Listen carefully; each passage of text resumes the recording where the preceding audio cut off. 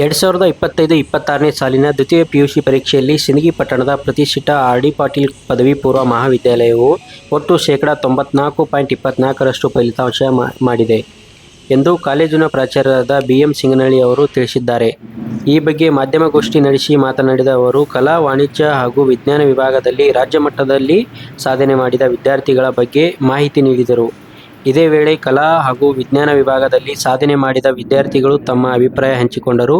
ಈ ವೇಳೆ PV ಮಹಲಿನ್ಮಠ್, SH Jadhav, BB Jamadar, ಗದಿಗೆಯ Math, Prasanna ಜೋಗೂರ, Naveen ಶೆಳ್ಗಿ, Uday ಶಿವಶಿಂಪಗೇರ್, Neelakantha Metri ಸೇರಿದಂತೆ ಇನ್ನಿತರರು ಉಪಸ್ಥಿತರಿದ್ದರು. 2025-26ನೇ ಸಾಲಿನ ಆರ್ ಡಿ ಪಾಟೀಲ್ ಪದವಿ ಪೂರ್ವ ಮಹಾವಿದ್ಯಾಲಯದ ಮಾರ್ಚ್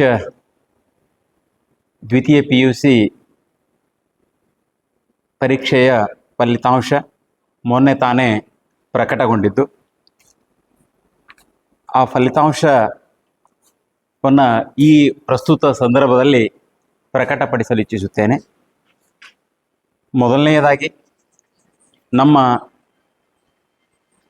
ಉತ್ತರ ಕರ್ನಾಟಕದಲ್ಲೇ ಪ್ರತಿಷ್ಠಿತ ವಿದ್ಯಾಸಂಸ್ಥೆಯಾದ ಶ್ರೀ ಪದ್ಮರಾಜ್ ವಿದ್ಯಾವರ್ಧಕ ಸಂಸ್ಥೆಯ ಆರ್ ಡಿ ಪಾಟೀಲ್ ಪದವಿ ಪೂರ್ವ ಮಹಾವಿದ್ಯಾಲಯ ಸಿಂದಗಿ,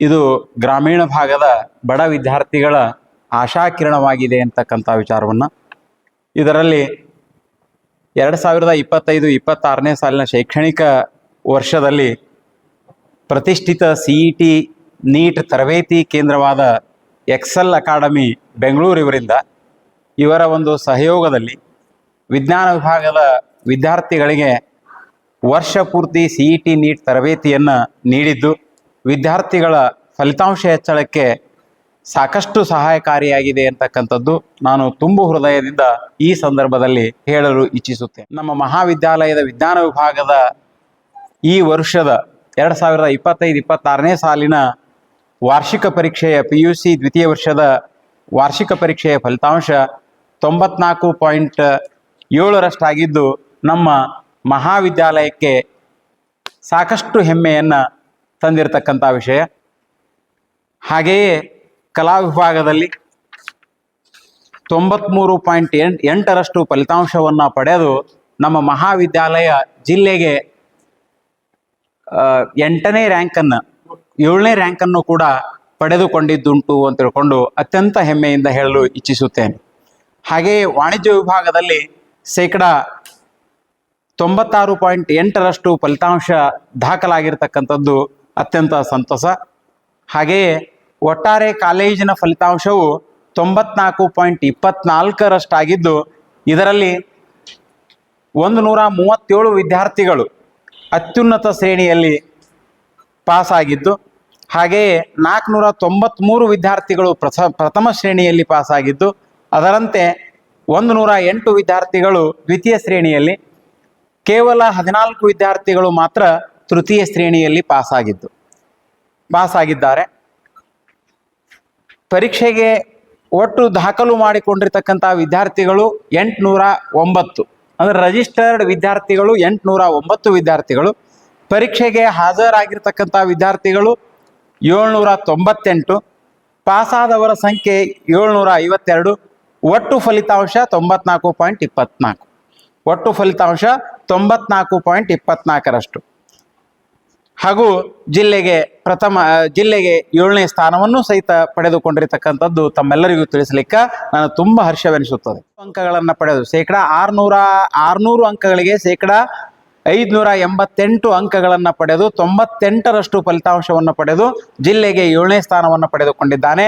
ಆ ವಿದ್ಯಾರ್ಥಿಗಳಿಗೆ ತಮ್ಮ ಮೂಲಕ ನಾನು ಮಹಾವಿದ್ಯಾಲಯದ ತಮ್ಮ ಮೂಲಕ ನಮ್ಮ ಸಂಸ್ಥೆಯ ಅಧ್ಯಕ್ಷರಾಗಿರ್ತಕ್ಕಂಥ ಡಾಕ್ಟರ್ ಪ್ರಭು ಸಾರಂಗದೇವ ಶಿವಾಚಾರ್ಯರ ಮೂಲಕನೂ ಸಹಿತ ನಾನು ತಿಳಿಸಲು ಇಚ್ಛೆ ಪಡ್ತಾ ಇದ್ದೀನಿ. ಅವನಿಗೆ ತುಂಬ ಹೃದಯದ ಧನ್ಯವಾದಗಳನ್ನು ಹೇಳಲು ಇಚ್ಛಿಸುತ್ತೇನೆ. PUC ದ್ವಿತೀಯ ವರ್ಷದ ಎಲ್ಲ ವಿದ್ಯಾರ್ಥಿಗಳಿಗೆ ಉತ್ತಮ ಗುಣಮಟ್ಟದ ಬೋಧನೆ ಹಾಗೂ ವಾರ್ಷಿಕ ಪರೀಕ್ಷಾ ಪೂರ್ವಭಾವಿಯಾಗಿ ವಿದ್ಯಾರ್ಥಿಗಳನ್ನು ಪರೀಕ್ಷೆಗೆ ತಯಾರು ಮಾಡಲು ಸುಮಾರು 12 ಪೂರ್ವಭಾವಿ ಪರೀಕ್ಷೆಗಳನ್ನು ಮಹಾವಿದ್ಯಾಲಯದ ವತಿಯಿಂದ ನಡೆಸಿ ವಿದ್ಯಾರ್ಥಿಗಳ ಈ ಉತ್ತಮ ಸಾಧನೆಯನ್ನು ಮಾಡಿರ್ತಕ್ಕಂಥದಕ್ಕೆ ಇದು ಬಹುಮುಖ್ಯವಾಗಿರ್ತಕ್ಕಂಥ ಕಾರಣ ಅಂತ ತಿಳ್ಕೊಂಡು ಇಂತಹ ಎಲ್ಲ ಪರೀಕ್ಷೆಗಳನ್ನು ಮಹಾವಿದ್ಯಾಲಯದಿಂದ ನಡೆಸಿ ಅವುಗಳನ್ನು ಸರಿಯಾದ ರೀತಿಯಲ್ಲಿ ಮೌಲ್ಯಮಾಪನ ಮಾಡಿ ಆ ಎಲ್ಲ ಉತ್ತರ ಪತ್ರಿಕೆಗಳನ್ನು ವಿದ್ಯಾರ್ಥಿಗಳಿಗೆ ವಿತರಣೆ ಮಾಡಿದ ಕಾರಣಕ್ಕಾಗಿಯೇ ವಿದ್ಯಾರ್ಥಿಗಳು ಅದನ್ನೆಲ್ಲವನ್ನು ನೋಡಿಕೊಂಡು ವಾರ್ಷಿಕ ಪರೀಕ್ಷೆಯಲ್ಲಿ 95% ಫಲಿತಾಂಶ, ಮಹಾವಿದ್ಯಾಲಯದ ಫಲಿತಾಂಶ 95% ಬರಲಿಕ್ಕೆ ಇದೆಲ್ಲವೂ ಕಾರಣ ಅಂತಕ್ಕಂಥದ್ದು ಅತ್ಯಂತ ಹೆಮ್ಮೆಯಿಂದ ಹೇಳಲಿಕ್ಕೆ ಇಚ್ಛೆಪಡ್ತೀನಿ. ಹಾಗೆಯೇ ನಮ್ಮ ಮಹಾವಿದ್ಯಾಲಯದ ಎಲ್ಲ ಉಪನ್ಯಾಸಕರಿಗೆ ತಲಾ 30 ವಿದ್ಯಾರ್ಥಿಗಳಂತೆ ದತ್ತು ನೀಡಿ ಒಬ್ಬ ಉಪನ್ಯಾಸಕರಿಗೆ ತಲಾ 30 ವಿದ್ಯಾರ್ಥಿಗಳಂತೆ ದತ್ತು ನೀಡಿ ಅವರ ಸಂಪೂರ್ಣ ಶೈಕ್ಷಣಿಕ ಜವಾಬ್ದಾರಿಯನ್ನು ನೀಡಿ ಅವರಿಗೆ ಹೆಚ್ಚಿನ ಅಧ್ಯಯನಕ್ಕೆ ಪ್ರೋತ್ಸಾಹ ನೀಡಲಾಯಿತು. ಇದರ ಹಿಂದುಗಡೆ ಎಲ್ಲ ನಮ್ಮ ಉಪನ್ಯಾಸಕರಾಗಲಿ ಹಾಗೂ ಸಂಪೂರ್ಣವಾಗಿ ನಮ್ಮ ಬೋಧಕೇತರ ಸಿಬ್ಬಂದಿಯಾಗಲಿ ಎಲ್ಲರೂ ಸಾಕಷ್ಟು ಪ್ರಯತ್ನವನ್ನು ಮಾಡಿರ್ತಕ್ಕಂಥದ್ದು. ಹಾಗೆಯೇ ಇದರ ಹಿಂದೆ ನಮಗೆ ಬೆಂಗಾವಲಾಗಿ ನಮ್ಮ ಸಂಸ್ಥೆಯ ಪೂಜ್ಯರು ಸಹಿತ ಸಾಕಷ್ಟು ನಮ್ಮ ಪ್ರೋತ್ಸಾಹವನ್ನು ನೀಡಿದ್ದಕ್ಕೆ ಈ ಒಂದು ಫಲಿತಾಂಶವನ್ನು ಪಡೆದುಕೊಳ್ಳಿಕ್ಕೆ ಅದು ಸಾಧ್ಯ ಆಯಿತು ಅಂತಕ್ಕಂಥದ್ದು.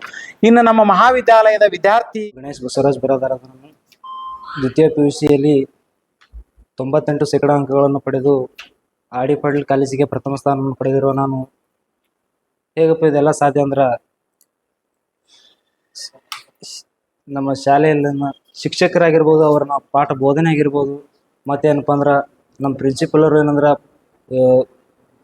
ಲಾಸ್ಟ್ ಟೈಮ್ದಾಗ ಪೇಪರ್ ಟೈಮ್ದಾಗ ಏನಂದ್ರೆ 3 ಸರಣಿ 2 ಪ್ರಿಪೇಟ್ರಿ ಒಟ್ಟು 5 ಸರಣಿ ಮತ್ತೇನಂದ್ರೆ 6 ಕ್ವಶನ್ ಪೇಪರ್ ಬಿಡ್ಸಕ್ಕೆ ಹೇಳಿದರು. ಹೀಗೆ ಇವೆಲ್ಲ ಕಾರಣದಿಂದ ಏನಪ್ಪ ಅಂದ್ರೆ ಇಷ್ಟೆಲ್ಲ ಮಾಡ್ಲಿಕ್ಕೆ ಸಾಧ್ಯ ಆಗ್ಯದ. ಆಮೇಲೆ ನಾನು ಅರ್ಧ ವರ್ಷದಿಂದ ಕುವೆಂಪು ಸ್ಟಡಿ ಸರ್ಕಲ್ ಹತ್ತಕ್ಕೆ ಮೊದಲು ಬ್ಯಾಸಿಗೆಯಲ್ಲಿ ಟ್ಯೂಷನ್ ಹೋಗಿದ್ದೆ. ಅಲ್ಲಿನೂ ಕೂಡ ಆ ಶಿಕ್ಷಕರಿಂದ ಕೂಡ ಕೆಲವೊಂದಿಷ್ಟನ್ನು ಕಲಿತೆ. ಹೀಗೆ ಎಲ್ಲರ ಸಹಭಾಗಿತ್ವದಿಂದ ಹೀಗೆ ಮನೆಯಲ್ಲಿ ಪಾಲಕರು ಪೋಷಕರಾಗಿರ್ಬೋದು, ಅವರಿಂದಾಗಿರ್ಬೋದು, ಮತ್ತೇನಂದ್ರೆ ಶಿಕ್ಷಕರಿಂದಾಗಿರ್ಬೋದು, ಮತ್ತು ಪೂಜ್ಯರ ಆಶೀರ್ವಾದದಿಂದ ಹೀಗೆ ಎಲ್ಲ ಕಾರಣದಿಂದ ಏನಪ್ಪ ಅಂದ್ರೆ ನಾನೀಗ ಸಿಂದಗಿ ತಾಲೂಕಿನಲ್ಲಿ ಆರ್ ಡಿ ಪಾಟೀಲ್ ಕಾಲೇಜಿಗೆ ಪ್ರಥಮ ಸ್ಥಾನ ಪಡೆಯೋಕೆ ಕಾರಣನಾಗಿದೆ ಅಂತ ಹೇಳಿ ಮನೋಮಂದಿರದಲ್ಲಿ ಸ್ಮರಿಸಿಕೊಂಡು ಇಲ್ಲಿ ಆಗಿರುವಂತ ನನ್ನ ಎಲ್ಲ ಶಿಕ್ಷಕರಿಗೂ ನಮಸ್ಕರಿಸುತ್ತಾ, ನಾನು ವಿಜ್ಞಾನ ವಿಭಾಗದ ವಿದ್ಯಾರ್ಥಿನಿ. ನಾನು ವಿಜ್ಞಾನ ವಿಭಾಗಕ್ಕೆ 3ನೇ ಸ್ಥಾನ ಬಂದಿದ್ದೇನೆ. 90.33 ನನ್ನ ಫಲಿತಾಂಶ. ನನ್ನ ಹೆಸರು ಸಂಜನಾ ಹೊಸ್ಮನಿ. ನಂದಿಷ್ಟು ರಿಸಲ್ಟ್ ತೋಲಕ್ಕೆ ಕಾರಣನೇ ನನ್ನ ಶಿಕ್ಷಕರು. ನಾ ಎಷ್ಟು ಕಷ್ಟಪಟ್ಟಿನಿ ಅದಕ್ಕಿಂತ 2 ಪಟ್ಟು ಜಾಸ್ತಿ ಕಷ್ಟ ನನ್ನ ಶಿಕ್ಷಕರ ಪಟ್ಟು 12 ಎಕ್ಸಾಮ್ಗಳನ್ನು ಪರಿಶೀಲಿಸಿ ಅದರಲ್ಲಿ ಏನಾದರೂ ಮಿಸ್ಟೇಕ್ ಮಾಡಿದರೆ ಇಮಿಡಿಯೇಟಾಗಿ ಚೆಕ್ ಮಾಡಿ ಇಮಿಡಿಯೇಟಾಗಿ ತಂದು ಕೊಟ್ಟು ಇದು ನೀವು ತಪ್ಪು ಮಾಡಿ ಇದು ಸರಿಪಡಿಸ್ಕೊರಿ ಅಂತ ಹೇಳೋದಕ್ಕೆ ಅವ್ರಿಗೆ ಥ್ಯಾಂಕ್ಸ್ ಹೇಳೋಕ್ಕೆ ಇಷ್ಟಪಡ್ತೀನಿ. ಅದು ಹಾಗೆಲ್ಲ ಹೇಳಿದ್ರಿಂದ ನಾವು ಎಕ್ಸಾಮ್ನಲ್ಲಿ ಒಂದಿಷ್ಟು ತಪ್ಪು ಮಾಡಿದ್ರೆ 90.33% ಮಾಡ್ಕೊಂಡಿನಿ. ಮತ್ತು ಅದಲ್ಲದೆ ನಮ್ಗೆ ಎಲ್ಲ ಕಾಲೇಜಲ್ಲಿ MCQ ಸಲುವಾಗಿ ಎಷ್ಟೋ ಪರದಾಟ ಮಾಡ್ತಾರೆ. 15 ಮಾರ್ಕ್ಸ್ ನಮ್ಗೆ ಅಲ್ಲೇ ಸಿಗ್ತವೆ. ಆ 15 ಮಾರ್ಕ್ಸ್ಗಳಿಗೂ ತೊಂದರೆ ಕೊಡದೆ ನಮ್ಮಲ್ಲಿ CET ಕ್ಲಾಸ್ಗಳನ್ನು ಹೇಳಿ CETಯಲ್ಲಿ ಒಟ್ಟ ಕೊರತೆ ಮಾಡದೆ CETಯಲ್ಲೂ ಕೂಡ 15ಕ್ಕೆ 15 ಅಂಕ ಹೇಗೆ ತೊಗೊಳ್ಬೋದು ಅಂತ ತಿಳಿಸ್ಕೊಟ್ಟ ಶಿಕ್ಷಕರಿಗೂ ಥ್ಯಾಂಕ್ಸ್ ಹೇಳೋಕೆ ಇಷ್ಟಪಡ್ತೀನಿ. ಅದಲ್ಲದೆ ನಾವು ಹಾಸ್ಟೆಲ್ನಲ್ಲಿ ಹಾಸ್ಟೆಲ್ನಲ್ಲಿ 4 ಗಂಟೆಗೆ ಎಬ್ಬಿಸಿ 7:30 ತನಕ ಓದಿಸಿ, ಮತ್ತೆ ಕಾಲೇಜ್ ಮುಗಿದ ನಂತರ 2 ಗಂಟೆಯಿಂದ 5 ಗಂಟೆ ತನಕ ಓದಿಸಿ, ಮತ್ತು ಅಲ್ಲಿಂದ ಊಟ ಸಮಯದ ನಂತರ 9:30ಯಿಂದ ಮಲಗಿಸಿ ಮತ್ತೆ 4 ಗಂಟೆಗೆ ಎಬ್ಬಿಸುತ್ತಿದ್ರು. ಅಷ್ಟೆಲ್ಲ ಮಾಡಿದ್ರು. ನಮ್ಗಿಂತ ಜಾಸ್ತಿ 2 ಪಟ್ಟು ಶ್ರಮ ನಮ್ಮ ಶಿಕ್ಷಕರು ಪಟ್ಟಿದ್ದಾರೆ. ಅದಕ್ಕೆ ಅವ್ರಿಗೆ ಥ್ಯಾಂಕ್ ಯು ಸೋ ಮಚ್ ಹೇಳೋಕೆ ಇಷ್ಟಪಡ್ತೀನಿ. ಇಷ್ಟೆಲ್ಲ ಪೂರ ಮಾಡೋಕೆ ನಮ್ಮ ಫ್ಯಾಮ್ಲಿ ಕಾರಣ, ನಮ್ಮ ತಂದೆ ತಾಯಿ ಎಲ್ಲರೂ ನಾನು ಹಿಂದೆ ನಿಂತಿದ್ದಕ್ಕೆ ಅವ್ರಿಗೆಲ್ಲರಿಗೂ ಥ್ಯಾಂಕ್ಸ್ ಹೇಳೋಕೆ ಇಷ್ಟಪಡ್ತೀನಿ. Thank you so much.